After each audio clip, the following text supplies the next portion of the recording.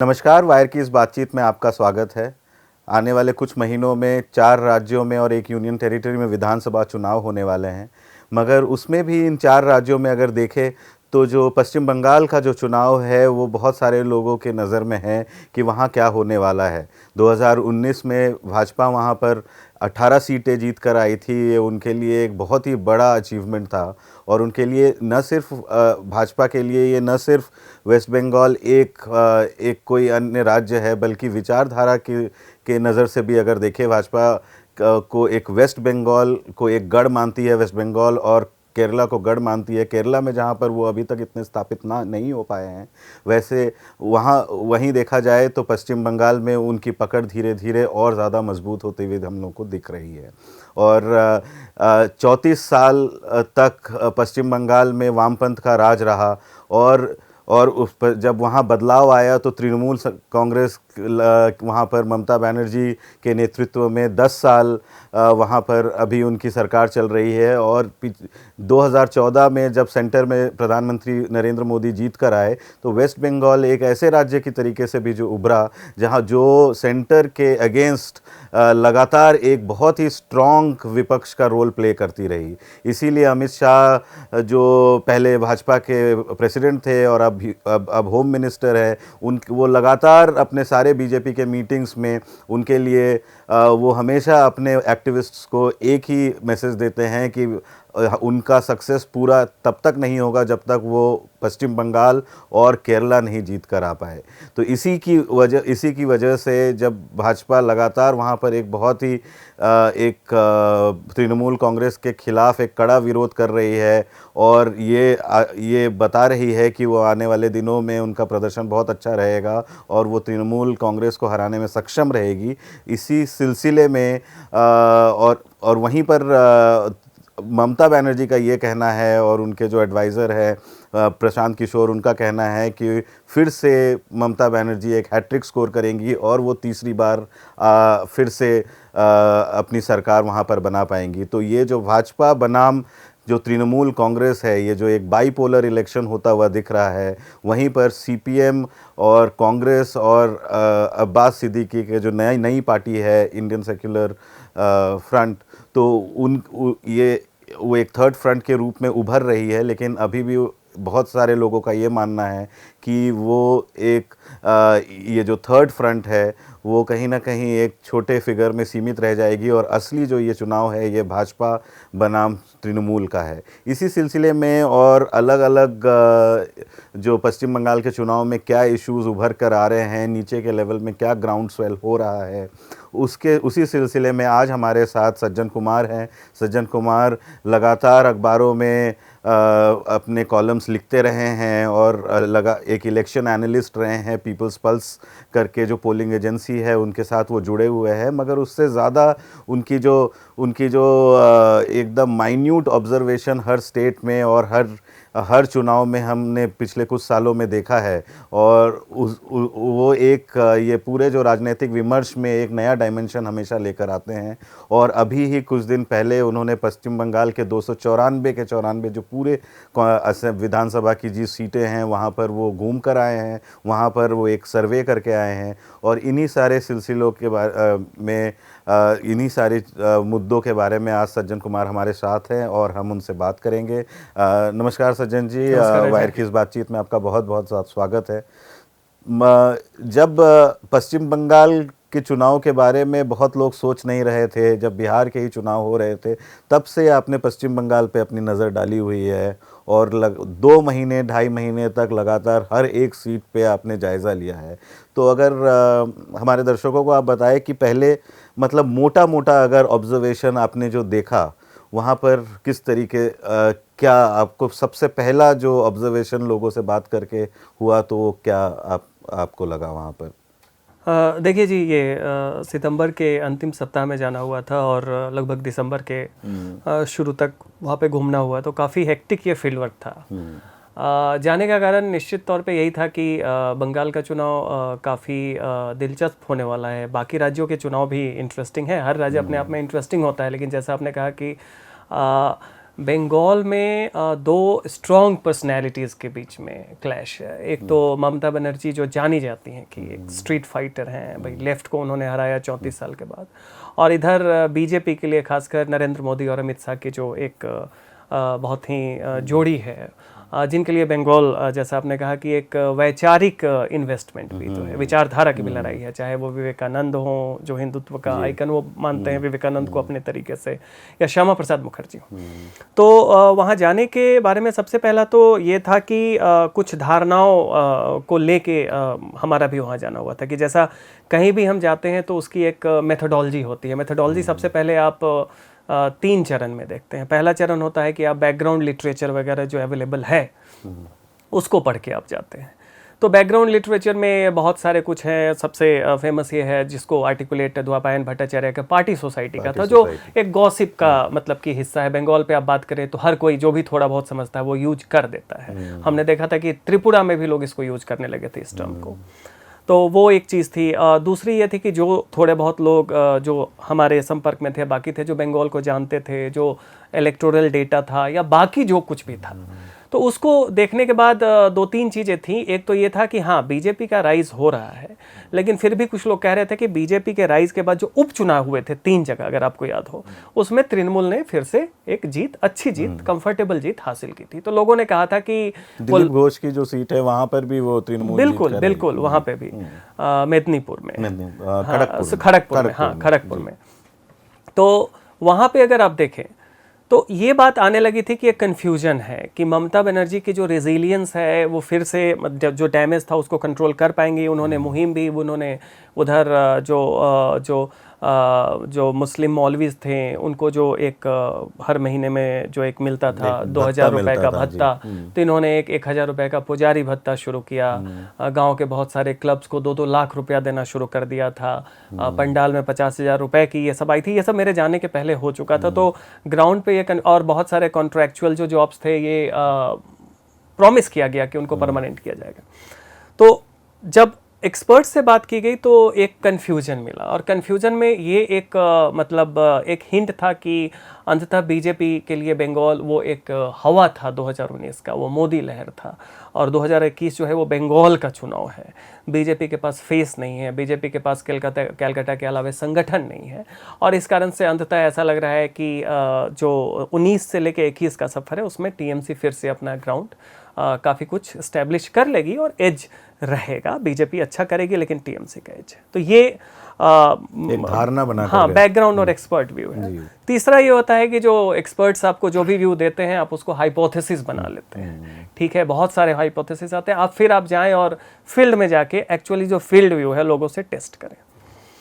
जब हमने लोगों से टेस्ट किया तो बड़ा ही सरप्राइजिंग था। मतलब मेरे हिसाब से जो मेरी फाइंडिंग है फील्ड की, बीजेपी की जीत पक्की है।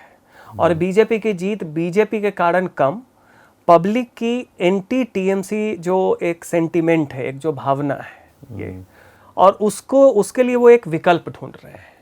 उस विकल्प में जो लेफ्ट और कांग्रेस जो जोट है, अब उसमें अब्बास सिद्दीकी भी जुड़ गए हैं, ये वो एक मतलब विश्वसनीय अल्टरनेटिव विकल्प नहीं है। विकल्प तो है लेकिन एक भरोसेमंद मजबूत विकल्प लोगों के जेहन में नहीं है। बीजेपी सांगठनिक तौर पे या स्थानीय नेतृत्व के हिसाब से कमज़ोर है, लेकिन फिर भी आज के डेट में चूंकि हर कोई कहीं ना कहीं सूचना से जुड़ा हुआ है, चाहे वो सोशल मीडिया हो, चाहे वो स्मार्टफोन हो या टीवी चैनल्स हो, या बीजेपी का कम से कम अपना एक प्रयास हो कि उनका एक आउटरीच हो उस माध्यम से, तो एक फैसिनेशन बीजेपी को लेके है। क्योंकि जो बीजेपी का शीर्ष नेतृत्व है, खासकर नरेंद्र मोदी और अमित शाह, इन दोनों की, इन लोगों ने बंगाल में दिलचस्पी लोकसभा के समय से लगातार दिखाई है। तो उसको लेके BJP all of a sudden एक डिफॉल्ट बेनिफिशियरी बन गई ये करके। तो हर वो चीज़ जिसको आप ये मान रहे हैं कि ममता की एक फाइटिंग स्पिरिट है और धीरे धीरे फील्ड में वो मैनेज कर लेंगी, मुझे ये दिखा कि 2019 में जो ट्रेंड था एंटी टीएमसी सेंटिमेंट का, वो और भी मजबूत हो गया जी। तो मतलब आप ये कहना चाह रहे हैं कि जो एंटी इनकम्बेंसी सेंटिमेंट है ममता बनर्जी के खिलाफ, उसका कहीं ना कहीं फ़ायदा बीजेपी को मिलेगा। बीजेपी सांगठनिक तौर पे कमज़ोर होने के बावजूद भी उसका एक जो ममता बनर्जी के खिलाफ जो नेगेटिव सेंटिमेंट है उसका फायदा बीजेपी को मिलेगा। ये फायदा सिर्फ बीजेपी को ही क्यों मिलेगा, वो जोट को क्यों नहीं मिलेगा? हाँ, उसका सीपीएम का उसका कारण है सबसे बड़ी बात तो ये है कि देखिए एंटी जो इनकम्बेंसी है टीएमसी तृणमूल के खिलाफ वो क्यों है, तो उसके 2-3 कारण हैं। पहला तो ये है कि तृणमूल ने नया क्या किया। जब 2011 में ममता बनर्जी मुख्यमंत्री बनती हैं तो बहुत ही ज़्यादा उनसे उम्मीद है, चूँकि लेफ़्ट को आपने हराया है। अब लेफ़्ट के टाइम में क्या था कि जो सोशल आइडेंटिटीज़ थी नॉर्थ बंगाल में, तो उसको आपने सप्रेस नहीं किया। गोरखा का डिमांड था, राजवंशिस का एक कामतापुर वाला सॉफ्ट सेंटीमेंट था, लैंग्वेज का सेंटीमेंट था, इस तरीके से था। लेकिन सदर्न बंगाल में लेफ़्ट के रिजीम में एक सोशल आइडेंटिटीज़ को पॉलिटिकल रेल्म में बहुत ज़्यादा स्पेस नहीं दिया गया। और उनकी अपनी जो एक लैंड रिफॉर्म की हो या जो रिफ्यूजी क्वेश्चन हो, उस पर जो उनका एक अप्रोच था, उसके कारण काफ़ी लंबे समय तक वो टिके रहे। संगठन वाली बात थी। इस तरीके से सोशल आइडेंटिटीज में बंगाल बटा हुआ नहीं दिख रहा था। मतलब सोशल आइडेंटिटीज था, लेकिन सोशल आइडेंटिटीज पॉलिटिकल आइडेंटिटी में ट्रांसलेट नहीं हो रहा था। ये लेफ्ट का एक अपना एक मोडस ऑपरेंडी था कि लेफ्ट सक्सेसफुल रहा। तो क्लास का लैंग्वेज जो था वो एक सोशल करेंसी थी, पॉलिटिकल करेंसी थी। इसलिए हम लोग कहीं भी बात करते थे जो बंगाल से थे, वो सीधा कहते थे कि जो रेस्ट ऑफ स्टेट्स में होता है, बंगाल में उस तरीके से आइडेंटिटी पॉलिटिक्स नहीं है, जो सही बात थी। लेकिन आइडेंटिटीज़ तो थी। वहाँ पे दलित हैं, वहाँ पे आदिवासी हैं, वहाँ पे मुस्लिम्स हैं, जो रिफ्यूजीज़ आए हैं उनके अलग अलग कास्ट और क्लास कन्फिगरेशंस हैं। नॉर्थ बंगाल ऑलरेडी उस गोरखा लैंड का इशू हो, चाहे कामतापुर का इशू हो, ये सब सारे इश्यूज थे। आपके जंगल महल में जो आदिवासी हैं या जो महतो कुर्मी हैं, उनका एक डिस्टिंक्ट क्लेम है। कहीं ना कहीं लेफ्ट इस चीज़ में सफल रहा था कि इन सारे चीज़ों को वो टेक्स्ट, पॉलिटिकल टेक्स्ट में इनको फुटनोट की तरह ट्रीट किया जाता था, मैनेज हो रहा था। ममता बनर्जी ने क्या किया कि सबसे पहले खुलेआम अगर आइडेंटिटी पॉलिटिक्स, जिसको हम कहते हैं कि सोशल आइडेंटिटीज़ को पॉलिटिकल आइडेंटिटी के तौर पे इस्तेमाल करना, अगर बंगाल में किसी ने खुल के अनअबेस्ड अनप्रेसिडेंटेड वे में शुरू किया, वो ममता बनर्जी ने किया। जाते ही आप देखें तो बंगाल में, मैं नहीं बोल बंगाली में, मतलब हिंदी में वो ऐसा था कि वहाँ वो नॉर्थ बंगाल में कूच बिहार वगैरह जा रही हैं तो इस तरह का स्लोगन है, उत्तर में कामतापुर का डिमांड और दक्षिण में ममता, ठीक है। उसी तरीके से जो गोरखा कम्युनिटी है उसमें बहुत सारे कास्ट आते हैं, कुछ जनरल हैं, कुछ ओबीसीज हैं, कुछ एससीज हैं, कुछ एसटीज हैं। सब के लिए अलग अलग वहाँ पे एक वो काउंसिल बनाना, उसको फंडिंग देना। इस तरीके से देखिए कि जो नमोशूद्रस का एक जो रिलीजियस सेक्ट है मटुआज, जो नॉर्थ 24 परगना और नदिया के खासकर हिस्सों में काफ़ी ज़्यादा है। अब वहाँ पे जो लेफ्ट के टाइम में भी उस फैमिली से लोग एमएलए बने हैं और रिप्रेजेंटेटिव चुने गए हैं, लेकिन कभी भी वो अपने कम्युनिटी के वोट के ठेकेदार नहीं बने। पहली बार ममता बनर्जी जाती हैं, बड़ों माँ से मिलती हैं, तो इस तरीके से उन्होंने एक आइडेंटिटीज़ को पॉलिटिकल रेल्म में लाना शुरू किया और इस तरीके से क्लास से कास्ट एंड कम्युनिटी का जो लैंग्वेज है वो आना शुरू किया। अब मुसलमानों को उन्होंने वो मौलवी भत्ता देना शुरू कर दिया। पहले तो वो सरकार की तरफ से मिलना शुरू हुआ, बाद में उस पर हाई कोर्ट वगैरह में शायद कुछ केस वगैरह हुआ, तो अभी वास्तविकता यह है कि वक्फ बोर्ड से मिलता है। लेकिन अब एक धारणा बन गई, इन्होंने शुरुआत तो कर ही दिया। तो इस तरीके से देखिए तो हर जगह इन्होंने जाके एक आइडेंटिटीज़ को, जो पहले भी लेफ्ट के टाइम में था लेकिन वो सेकेंडरी था, इन्होंने उसको प्राइमरी बना दिया। तो आपने आइडेंटिटी पॉलिटिक्स का इस्तेमाल किया और उसके साथ दूसरा जो पॉजिटिव प्लैंक था तृणमूल का, वो था कि मैसिव वेलफेयर आउटरीच हुआ, आप देखेंगे। लेकिन आउटरीच जो हुआ वो क्लास से ज़्यादा जो है वो कम्युनिटी के लैंग्वेज को यूज करना शुरू करता है, ठीक है। इसलिए आप देखें कि 2016 में भी यही करप्शन था, शारदा, नारदा, चिट फंड, बहुत सारे स्कैम्स थे।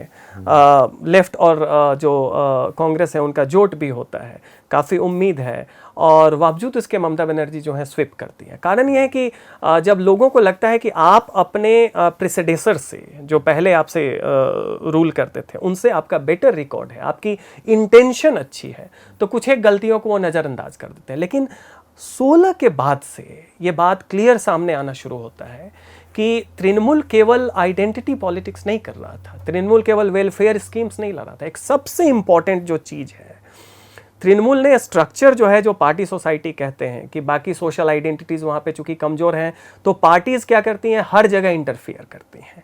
यहाँ तक था कि पुरुलिया बांकुरा में कहीं कहीं शादी वगैरह का भी मसला जो था वो सीपीएम के थ्रू लोकल स्तर पे वो तय होता था या हल होता था, उससे रिलेटेड मसला। लेकिन अगर आप देखेंगे प्रोफाइल, तो टीएमसी के टाइम में लीडरशिप में सबसे ज़्यादा जो सोशल बैकग्राउंड अगर आप पॉलिटिकल लीडर्स का देखें तो वो टीचर्स का था जी। चाहे वो प्राइमरी टीचर्स हों, चाहे वो सेकेंडरी स्कूल के हों, चाहे हाई स्कूल के, कुछ कॉलेज के आपके लेक्चरर होंगे, फैकल्टी होंगे। तो एक जब टीचर्स आते थे तो कहीं ना कहीं एक बुद्धिजीवी वर्ग का जो एक विमर्श होता है, उसका एक मोरल एक डोमिनेंस था, भले ही वो प्रैक्टिस में हो या ना हो। टीएमसी ने आके पहली बार मैसिव लेवल पे दो तरीके से इन्होंने बदलाव किया। इनका संगठन 1998 से लेकर 2011 तक लगभग 13-14 साल, जब तक ये पावर में नहीं आए थे। साउथ बंगाल में तो इनका संगठन ठीक ठाक बन गया था, ऑर्गेनिक ग्रो हुआ था। लेकिन आप देखें तो सेंट्रल बंगाल में, जंगल महल में या उत्तर बंगाल में इनका संगठन बहुत कमजोर था। सत्ता में ये आ गया मूवमेंट के कारण, सिंगूर और नंदीग्राम के अगेंस्ट में सेंटीमेंट के कारण। अब होता क्या है कि संगठन के लिए इन्होंने क्या किया कि सडनली ऑर्गेनिकली ग्रो करने की बजाय इन्होंने डिफेक्ट करवाना शुरू किया। कैरेट एंड स्टिक पॉलिसी की, या तो डरा के या लालच देंगे, केस फाइल कर देंगे, उनको कुछ ऑफर देंगे। तो पहले लॉट में सीपीएम के लीडर्स जो हैं सारे के सारे ऑर्गेनाइजेशनल लीडर और चुने हुए रिप्रेजेंटेटिव, और सबसे ज़्यादा ग्राम पंचायत जो पार्टी सोसाइटी का बेस है, इन्होंने टीएमसी में लाया। लेकिन एक समय के बाद वो भी बहुत ज़्यादा नहीं हो सकता है। मेन डिफरेंस कहाँ पे आता है, मैं इस बात को इसलिए बता रहा हूँ कि समझना चाहिए कि जो एंटी टीएमसी, जो एंटी तृणमूल सेंटीमेंट है लोगों में, वो क्यों इतना गुस्से वाला है। ये कोई नॉर्मल एंटी इनकम्बेंसी नहीं है, ये भय और नफरत से भरा हुआ एंटी इनकम्बेंसी है। कारण यह है कि उसके बाद तृणमूल ने एक बड़ा बदलाव ये किया कि जहाँ लेफ्ट में टीचर्स और बाकी लोगों का डोमिनेंस का, वो प्रोफाइल का डोमिनेंस रहता था, तृणमूल में लोकल ठेकेदार, बिजनेसमैन, एंटी सोशल एलिमेंट जो लेफ्ट में बैक से सपोर्ट करते थे, उनको फ्रंट पे एक फेस देना, इस तरह का एक ट्रेंड बहुत ही बड़े स्तर पे मिला। और ये अगर आप ग्राउंड पे आप भी गए हैं, सब लोग हैं, ये बात क्लियरली लोग आपको बताएंगे कि कैसे लीडरशिप प्रोफाइल में है। अब नतीजा क्या होता है कि लेफ्ट के लीडरशिप में अगर करप्शन है तो वो डिस्पर्स्ड है, उसमें स्टेक होल्डर्स बहुत ज़्यादा हैं, बहुत इंटेंस करप्शन नहीं है। तृणमूल में क्या है कि ये जो ठेकेदार और जो सोशल एलिमेंट और ये जो बाकी जो बिजनेसमैन लोग जो फेस बन के आते हैं, इन्होंने करप्शन को एक डिफरेंट लेवल पे प्लंडर करना शुरू किया। और नतीजा ये हुआ कि करप्शन की इंटेंसिटी तो बढ़ी ही बढ़ी, उसमें इन्होंने स्टेक होल्डर्स खत्म कर दिए। करप्शन वो जो आपने जो एक अपने आर्टिकल में लिखा है कि करप्शन का मोनोपोलाइजेशन, करप्शन का मोनो, कि अब करप्शन जो होगा, अब जैसे बांग्लादेश में दवा की जरूरत है, उनके यहाँ मैन्युफैक्चरिंग उतना नहीं होता है, तो इधर से क्या होता है, बहुत सारे जो कम्युनिटीज हैं यहाँ से दवा लेके बॉर्डर क्रॉस करके जो एक व्यवहारिकता में जाते हैं, कुछ प्रॉफिट हुआ तो जो भी चाहे कर सकता है। ये सब चीज़ें होती हैं, होती रही हैं। अब आप जाएंगे तो लोगों का कहना है कि भाई अब जो टीएमसी का जो स्थानीय नेता होगा या जो उनका जो रिप्रेजेंटेटिव होगा, केवल वही कर सकता है। एक सिंडिकेट है, तो ये टर्म सिंडिकेट एक बहुत ही स्ट्रॉन्ग टर्म है। वो सिर्फ वेलफेयर एक्टिविटीज में ही नहीं, बल्कि कंस्ट्रक्शन सेक्टर से लेकर हर सेक्टर में एक सिंडिकेट का हर जगह है। कहाँ से सीमेंट खरीदेंगे, कहाँ से ईंट खरीदेंगे, सब कुछ तय था, सब कुछ तय है। कौन सा वो कलर से आप पेंट करवाएंगे, ये सब भी है, वो किस कंपनी का होगा, एक तरीके से है। तो उसका नतीजा क्या होता है कि एक तो करप्शन को आपने इंटेंसिफाई कर दिया, लोगों को उससे वंचित कर दिया, और दूसरा जो लाइफस्टाइल टीएमसी लीडर्स का जो चेंज हुआ। देखिए, लेफ्ट के लीडर में बहुत सारी खामियां थी, करप्शन उस समय भी सिस्टमेटिक था, बहुत ज़्यादा ग्रोथ नहीं हो रहे थे, लेकिन उनकी लाइफस्टाइल एक कहीं ना कहीं बहुत ही सिंपल लाइफस्टाइल थी कि घर उनके बहुत ही हम्बल तरीके से बने होते थे, उनके कपड़े का, रहन सहन का, लोगों से मिलने जुलने का, वो एक पॉलिटिकल कल्चर बंगाल का था। भले ही वो एक डेलिबरेट रहा हो, लेकिन वो दिखता था कि एक जो आम आदमी है वो रिलेट कर सकता था।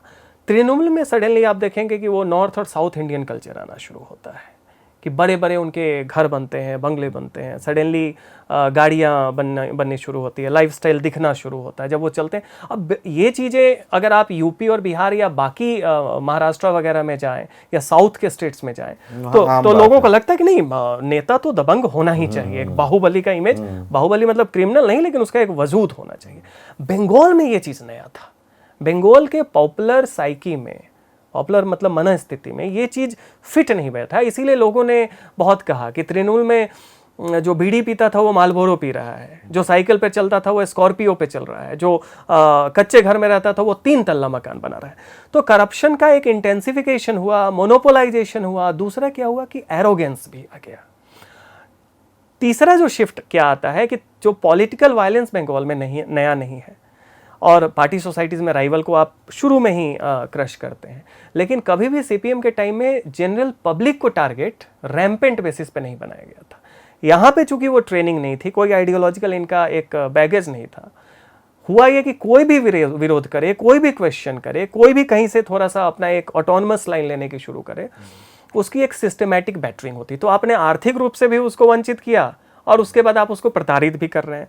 फॉल्स केसेस के लोगों ने बताया कि हर जगह पुलिस से फॉल्स केसेस करवाना, ड्रग का केस करवाना, कहीं पे और भी बहुत तरह की केसेस करवाना। अब इन सारे चीज़ों से क्या हुआ कि 2018 तक ये चीज़ें फिर भी चल जाती।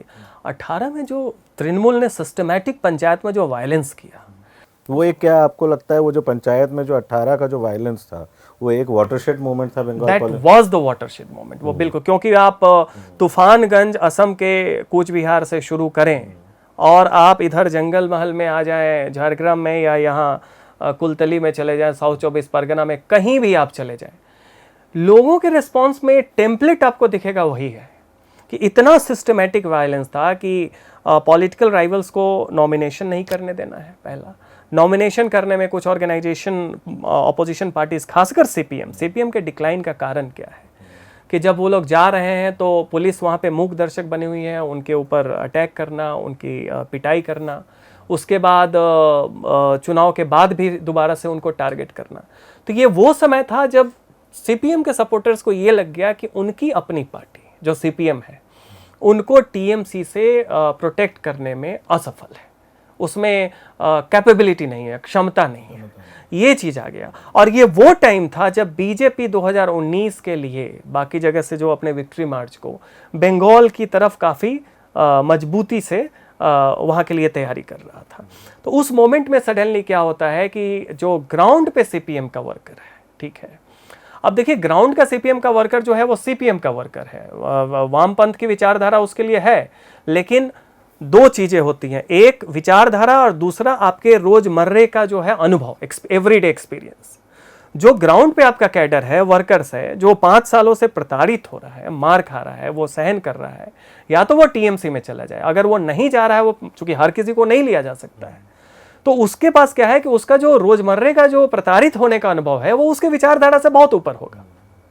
सीपीएम वहां पे उसके उस एवरीडे एक्सपीरियंस के हिसाब से एक कमजोर पार्टी सिद्ध होती है, और 19 में आप देखेंगे कि एक इन मास शिफ्ट होता है। तो जो ऑपोजिशन को जिस तरीके से सिस्टमैटिक तरीके से तृणमूल कांग्रेस ने ख़त्म किया ग्राउंड लेवल पे, उस जगह में कहीं ना कहीं आप कह रहे हैं कि भाजपा आकर अपने स्ट्रेंथ के, अपने जो उनकी जो बिल वहाँ उस वैक्यूम को फिल किया, उन वैक्यूम को फिल किया। और वहाँ पे ये भी हुआ कि सीपीएम आप अपोजिशन में है, लेकिन वहाँ पे जरूरी क्या था कि जब उनके ऊपर हो रहा था तो कोई भी चाहता है कि अगर हम लड़ रहे हैं अपनी पार्टी के लिए, एक विचारधारा के लिए, या एक अलग मुद्दे के लिए, एक विरोध के लिए, तो एक संगठन से आप चाहते कि संगठन आपके साथ खड़ा हो।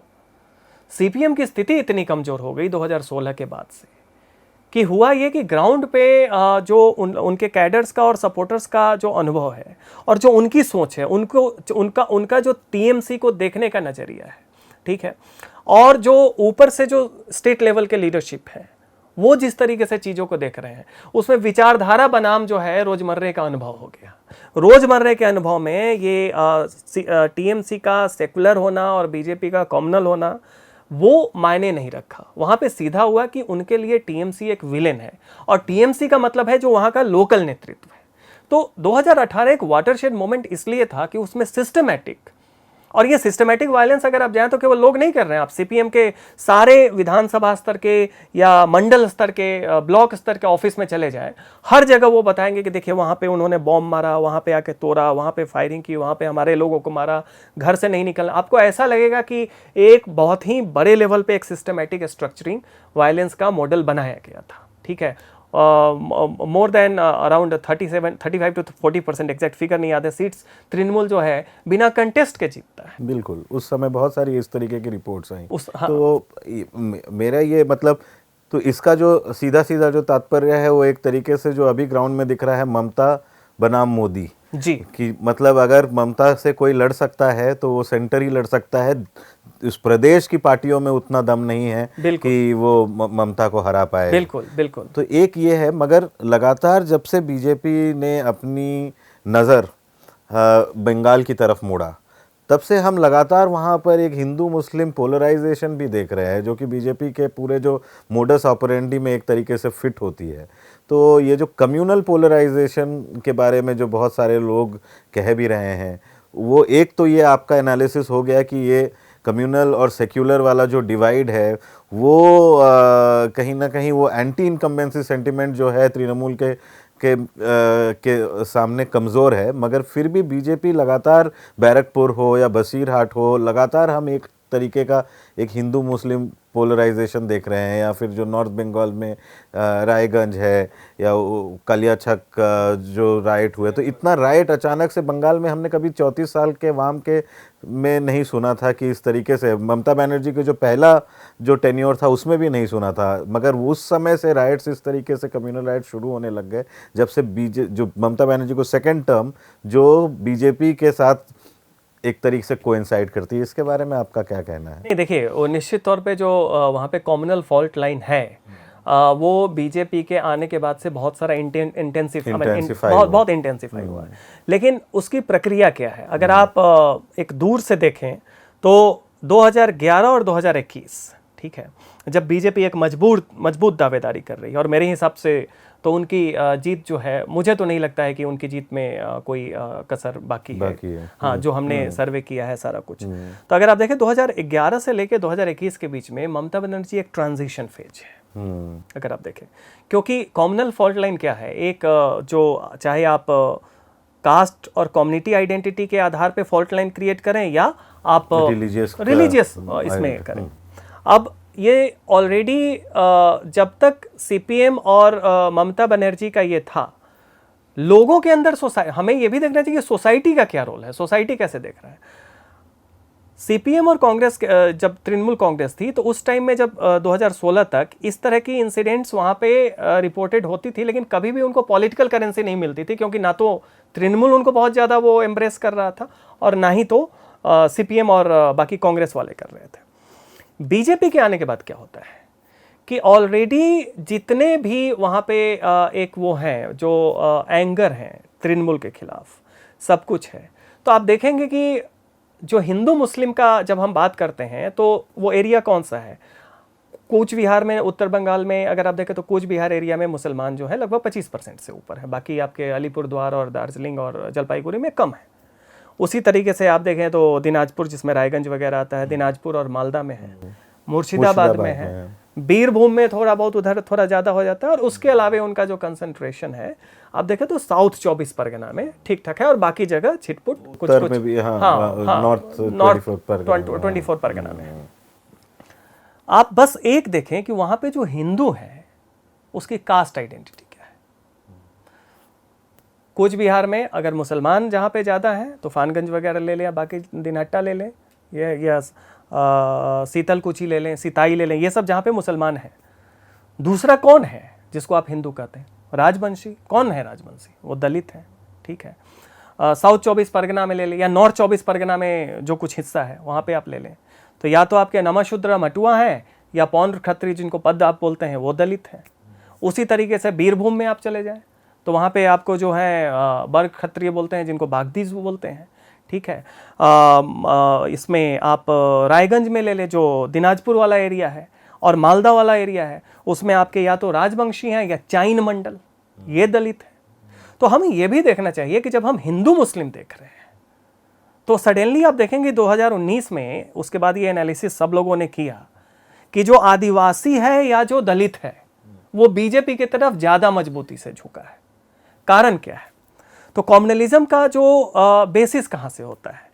तो बेसिस यहाँ से आता है कि जो भी मुस्लिम डोमिनेटेड एरिया है या जहाँ मुस्लिम कंसंट्रेशन ठीक ठाक है, वो जो सोशल स्पेस है वो हिंदू का कौन वर्ग शेयर करता है मुसलमानों के साथ? वो ब्राह्मण नहीं करता, वो भद्रलोक नहीं करते, ना ही तो वो कोई बाकी जो जातियां हैं, चाहे महिष्य हो या जो घोष हो, वो बहुत ज़्यादा करते हैं। सबसे ज़्यादा जो शेयर्ड स्पेस है, चाहे साउथ 24 परगना हो, नॉर्थ 24 परगना हो, चाहे कूच बिहार हो, चाहे आपका दिनाजपुर हो, मालदा हो, मुर्शिदाबाद में थोड़ा बहुत जहाँ जहाँ हो, बीरभूम में हो, सब के सब जो है मेजॉरिटी वो दलित है या थोड़े बहुत आदिवासी हैं ये करके। अब जब ये सारी बात आती है तो सबसे बड़ा वहाँ पे डिमांड क्या है? अब बीजेपी का वहाँ पे जो एक हिंदुत्व का जो पूरा का पूरा जो एक पॉलिटिक्स है वो कैसे सक्सेसफुल होता है? ये क्यों भद्रलोक से शुरू नहीं होता है? ये क्यों आदिवासी और दलित से शुरू होता है? क्योंकि ये वो हिस्सा है जो मुसलमानों के साथ रोजमर्रे की जिंदगी में मिलना जुलना वो कर रहा है, देख रहा, प्रतिस्पर्धा कर रहा है। अब उसमें जब टीएमसी, हालांकि वो वेलफेयर स्कीम उनका सबके लिए है, लेकिन जब उनके पॉलिटिकल लैंग्वेज में मुसलमानों के हमदर्द बनने का एक केवल भत्ता देने से ये धारणा बन जाती है कि हमारा जो डिप्रीवेशन है, हमारा जो हक मारा जा रहा है, ये जो करप्शन हमारे सामने हो रहा है, ये करप्शन कौन कर रहा है? टीएमसी। और टीएमसी किसकी सरकार है? मुसलमानों की सरकार है। बीजेपी के आने के बाद क्या होता है कि वो जो कॉमनल जो लोगों के अंदर में एक दबा हुआ सेंटिमेंट था, और बंगाल में कॉमनल सेंटिमेंट कोई नया नहीं है, लेफ्ट ने बस उसको बंगाल वो स्टेट है जो कि पूरा रिफ्यूजी क्वेश्चन से सेटल हुआ है एक करके। रिफ्यूजी क्वेश्चन में कॉमनल क्वेश्चन है। बीजेपी के आने के बाद क्या हो रहा है कि आप देखेंगे कि पॉलिटिक्स ऑफ मेमोरी हो रही है। हमारे पास क्या होता है कि हमारे अपने पास्ट की बहुत सारी मेमोरीज होती हैं। वो मेमोरीज क्या होता है कि कभी कभी एक साथ बहुत अच्छे से एक खाने में फिट नहीं बैठती हैं, और हम हमेशा अपने सुविधा के हिसाब से एक मेमोरी को दूसरे मेमोरी पे प्रिविलेज करते हैं। अब आप एक एग्जाम्पल देख लीजिए, मटुआज जो है, जो नमशूद्रज का एक हिस्सा है, जो नदिया और नॉर्थ 24 परगना में, इनका क्या है कि ये लोग इनका देखें कि जब 1947 में देश का विभाजन हुआ तो इनका एक बड़ा हिस्सा जो था जोगेंद्रनाथ मंडल के साथ था, अम्बेडकराइट इसमें ट्रेंड था, काफ़ी ज़्यादा इनका रिफॉर्म मूवमेंट भी हुआ था। उस टाइम में एक बहुत बड़ा हिस्सा पाकिस्तान में रह गया, ठीक है। तो इनका जो इन्फ्लक्स होता है, मथुआ का क्वेश्चन क्यों अभी इंपॉर्टेंट है? क्योंकि ये 47 में ये आने वाले रिफ्यूजी नहीं है, ये वहाँ रह जाते हैं। जब 71 के बाद धीरे धीरे एट्रोसिटीज़ बढ़ता है, और 80s में जब जनरल इरशाद के टाइम में इस्लामाइजेशन होता है, तब आप देखेंगे कि लेट 80s और अर्ली 90s में मटुआज का बहुत एक नए वेव में इन्फ्लक्स इंडिया में शुरू होता है।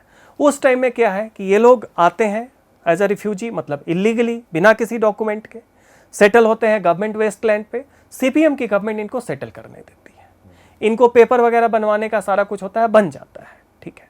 अब वहाँ से क्या होता है, उस समय इन्होंने अपने रिफ्यूजी और क्लास आइडेंटिटी को प्रिविलेज किया। इन्होंने ये उस समय नहीं कहा कि ये हिंदू मुस्लिम का मुद्दा है इसलिए हम आए हैं, चूंकि ये जो उस समय सीपीएम की सरकार थी, उस समय ये क्लास लाइन पे आके बसते हैं, ठीक है।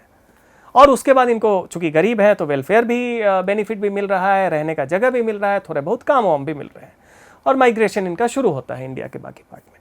जब तृणमूल की सरकार आती है, चूंकि लेफ्ट धीरे धीरे क्राइसिस में आ रहा है, लेजिटिमेसी भी उनकी क्वेश्चन की जा रही है, तो तृणमूल क्या करती है, इनको जाके कास्ट आइडेंटिटी को पॉलिटिसाइज कर देती है कि आपकी जो आपकी रिलीजियस हेड है, जो फैमिली है, उसका एक पॉलिटिकल रोल होगा। और उस समय इन्होंने अपने कास्ट के बैकवर्डनेस, तो ये क्लास से बैकवर्ड मतलब कि कम्युनिटी वाले साइकोलॉजी में आते हैं, तो इनकी मेमोरी ये आती है कि भाई हमें लेफ्ट में थोड़ा बहुत आपने आने दिया लेकिन कुछ मिला नहीं, आज भी हम हाशिए पे हैं, आज भी हमारा कुछ वहाँ पे एक सिक्योरिटी नहीं है।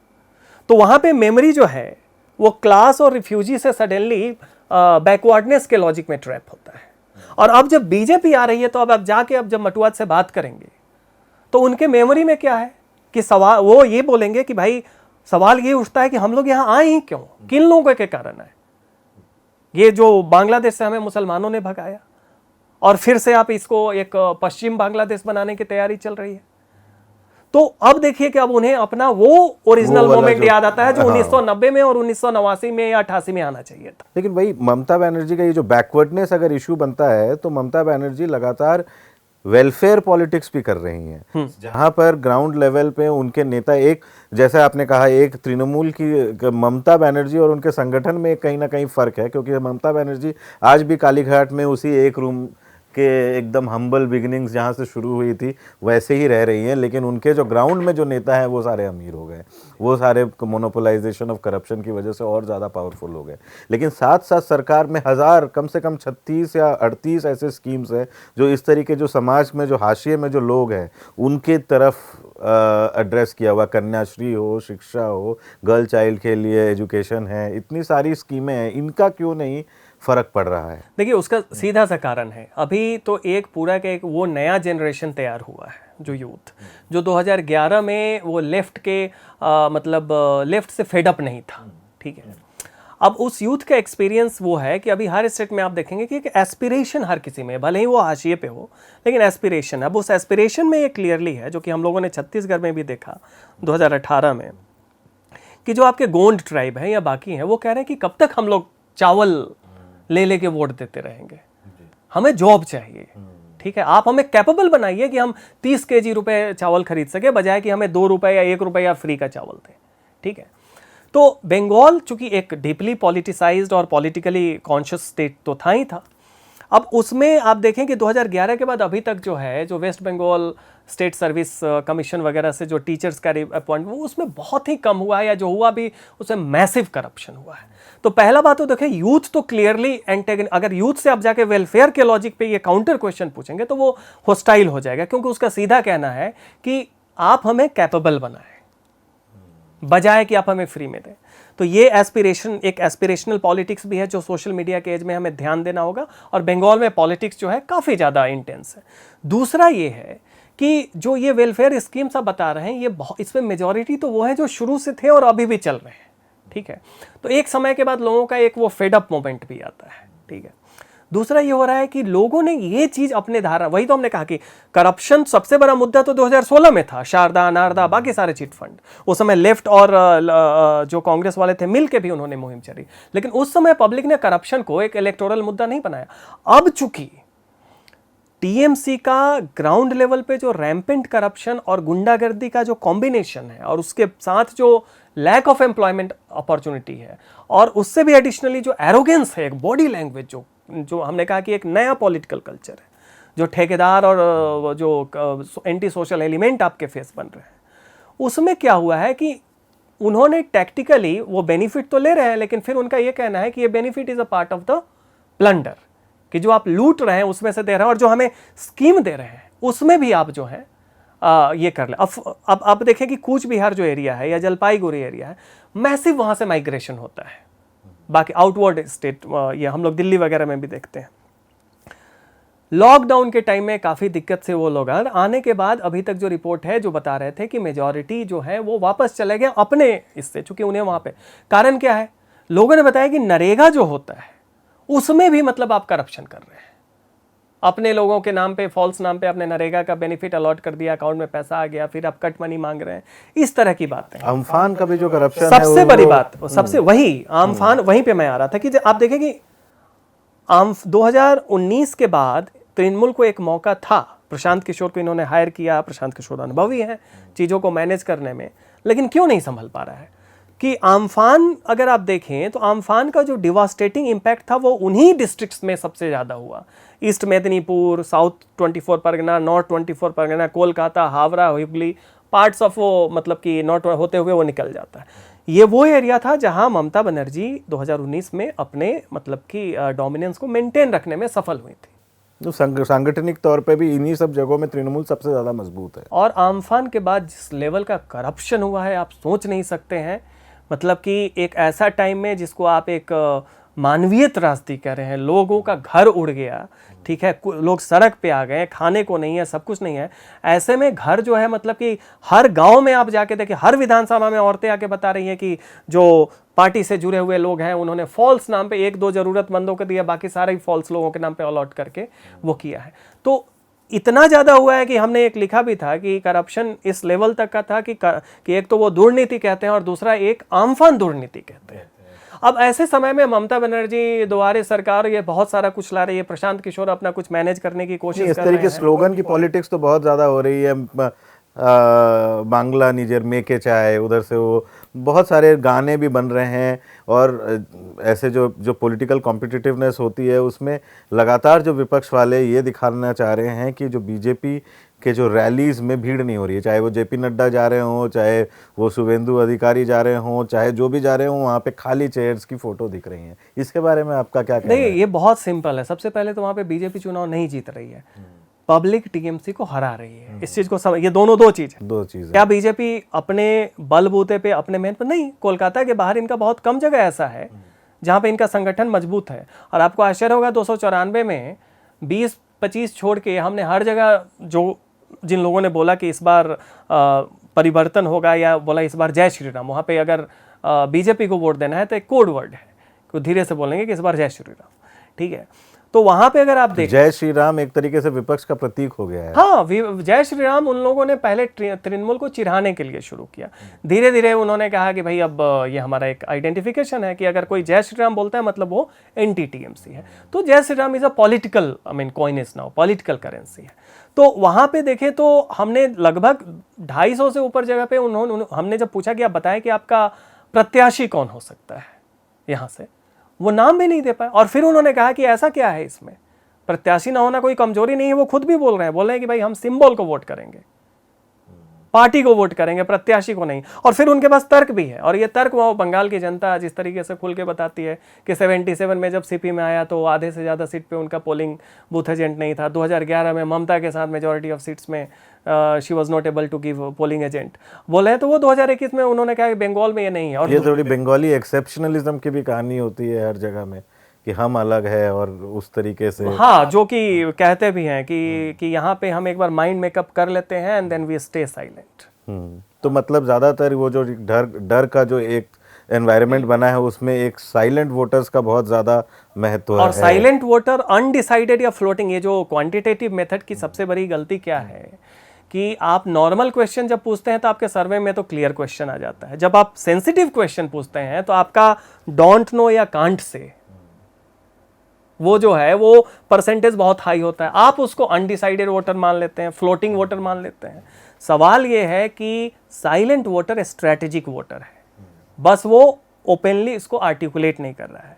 और जो ये भीड़ नहीं आ रही है, वो भीड़ इसलिए नहीं आ रही है क्योंकि पब्लिक का क्लियरली, हमें तो अगर 294 में जाए तो हमें लगता है कि 290 सीटों में लोगों ने कहा कि स्टेट पुलिस का कोई रोल नहीं होना चाहिए, क्योंकि स्टेट पुलिस जो है वो टीएमसी का एक एक्सटेंशन है। और ये कोई नई बात नहीं है, सिद्धार्थ शंकर रे के टाइम से पुलिस जो है बंगाल में एक पार्टीजन रोल प्ले करती आई है। तो वहां पे आप देखेंगे कि उनका सीधा है कि भाई हमें केंद्रीय वाहिनी के अंदर में चाहिए।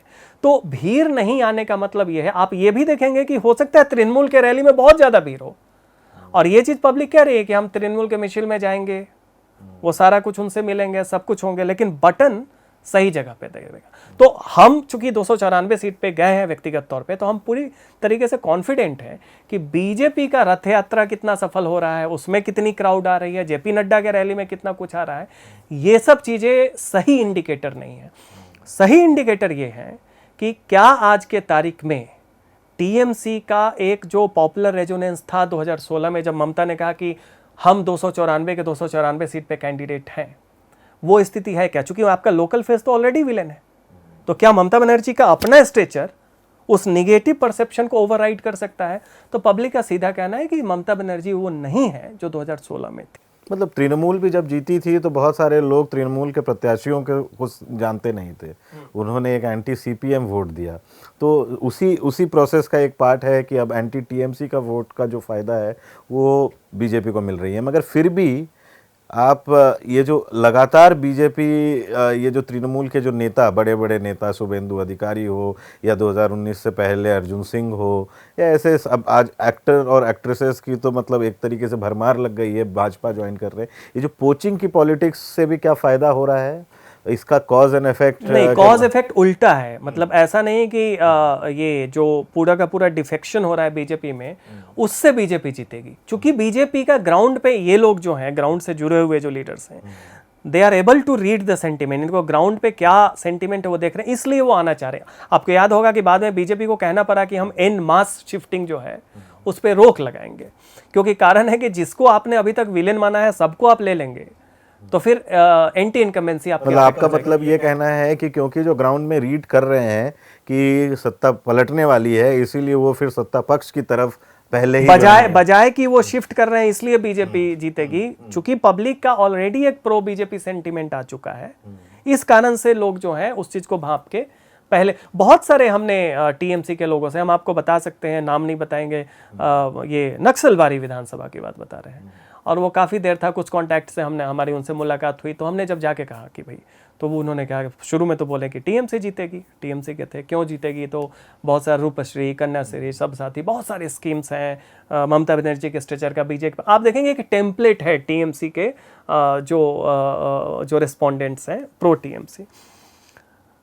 आधे घंटे के बाद हमारा पास ये था कि सडनली आपका दार्जिलिंग में, उस समय तक बिमल गुरुंग शिफ्ट नहीं हुए थे, दार्जिलिंग में आपका बीजेपी जीत रही है, कारसिंग बीजेपी जीत रही है, और बाकी नॉर्थ सडनली एक आपको आइलैंड कैसे मिल रहा है नक्सलबारी, जबकि डेमोग्राफी वही है, वहाँ पे जो टी ट्राइब के जो आदिवासी हैं और जो आपके राजवंशी हैं, और इन दोनों कम्युनिटी का प्रो बीजे इंक्लिनेशन आपका दिख रहा है। अगर आप कम्युनिटी वाइज देखें तो फांसीदेवा और नक्सलबारी में, तो नक्सलबारी अलग कैसे है। तो बहुत देर के बाद उन्होंने बताया कि आप पीके की टीम से है ना, तो हमने कहा कि नहीं, पीके की टीम से नहीं है। तो जब आश्वस्त हो गए, फिर उन्होंने बताया कि देखिए ग्राउंड सिचुएशन ये है कि हमारी स्थिति अभी खराब है। तो ये जो शिफ्ट जो टीएमसी के लोअर रैंक का हो रहा है, वो ग्राउंड से जुड़े हुए हैं, उनको पता है ये करके। और एक बात और भी याद रखिए कि हर किसी को पॉलिटिकल वायलेंस का वहाँ डर है, तो बहुत लोग तो इसलिए भी शिफ्ट करना चाह रहे हैं, इस लालच में नहीं कि उन्हें एमएलए का टिकट मिल जाएगा या पोस्ट मिलेगा, इस लालच में इसलिए करना चाह रहे हैं कि अगर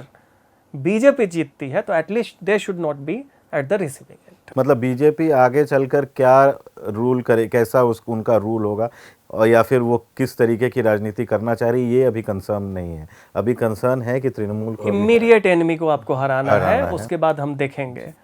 इसी बात पे हम अपनी ये जो चर्चा है वो समाप्त करेंगे।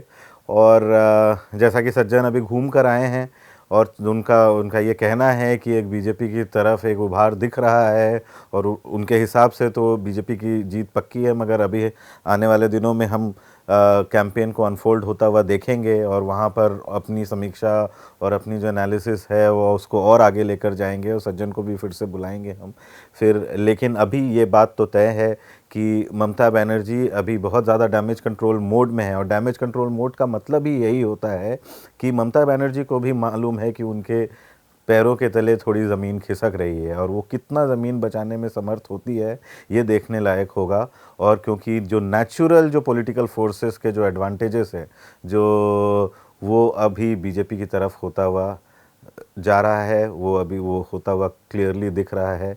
और जिस तरीके से बंगाल में कहा जाता था कि एक भद्रलोक की राजनीति होती है, एक बुद्धिजीवी वर्ग का राजनीति में बहुत ज़्यादा इन्फ्लुएंस होता है, वो भी कहीं ना कहीं एक तरीके से ख़त्म होती हुई दिख रही है बीजेपी के आने से। सीपीएम के आने के बाद से तृणमूल ने एक हद तक वो जो बुद्धिजीवी लोगों का जो वर्ग का जो एक मॉरल अथॉरिटी होता था, एक मॉरल डायरेक्शन देते थे, वो कहीं ना कहीं वहाँ उन्होंने ख़त्म किया, लेकिन एक तरीके से उनको पैट्रनाइज करके उनको बचा के रखा। बीजेपी जिस तरीके से आ रही है तो एक अलग ही एक इंटेलेक्चुअल, एक बुद्धिजीवी वर्ग को तैयार करने में वो लगी हुई है, जहाँ पर वो अपने हो सकता है आने वाले दिनों में हिंदुत्व के एजेंडा को आगे लेकर जाए। लेकिन अभी फ़िलहाल जो हमारे सामने क्वेश्चन है कि कौन जीतेगा बंगाल का चुनाव, और जैसा लग रहा है कि बीजेपी की तरफ सारे जो कार्ड्स है वो बीजेपी की तरफ झुके हुए दिख रहे हैं। नमस्कार। द वायर के और वीडियोस देखने के लिए सब्सक्राइब करें और बेल आइकन पर क्लिक करें। स्वतंत्र पत्रकारिता की आर्थिक मदद करने के लिए डिस्क्रिप्शन में दिए गए लिंक पर जाएं और अपनी राशि चुनें।